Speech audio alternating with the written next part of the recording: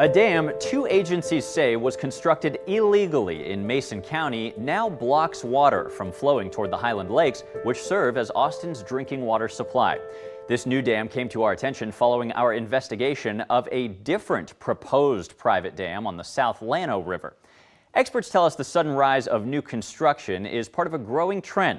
We traveled to the new dam and tried to track down the landowner. We share the rivers with everybody. We always have. Kathy Zesh Bradley is rooted in Mason County. This land's been in my family since the 1850s. No one has ever attempted to do this, but especially not having any permits. This is a new concrete dam that runs the width of the James River. Kathy and her sister Susan already anticipate its impact. It'll destroy our livelihood if that stands, because our cattle won't have water.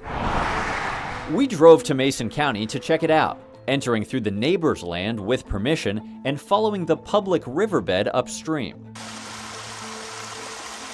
After some recent rain here in Mason County, this dam is now holding back water 5 feet deep on the landowner's side, but none of that water is flowing downstream toward Austin.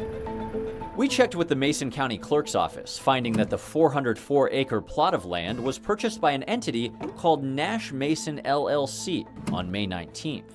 The Texas Commission on Environmental Quality was unable to find any permits for the construction of new dams in Mason County this year.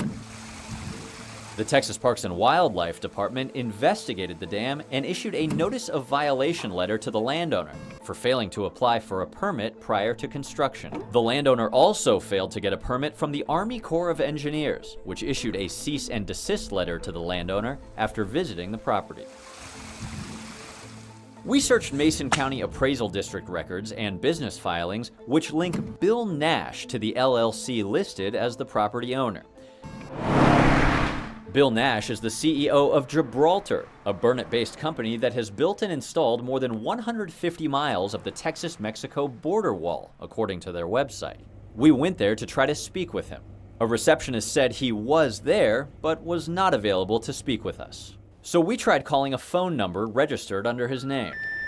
Your call did not go through. We connected with Mr. Nash's attorney, Jim Breyer, over email. He told us Mr. Nash is unavailable for an interview and, quote, "We have no additional comment at this time."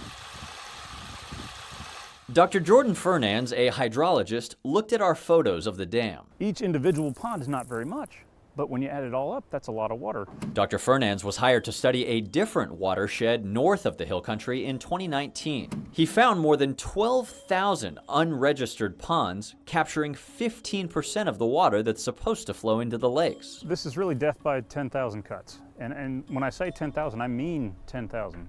I think this guy wanted to do it in the dark of night, so to speak, so nobody would see it, and maybe this little town wouldn't even notice. Sometimes you just have to do the right thing because it's the right thing.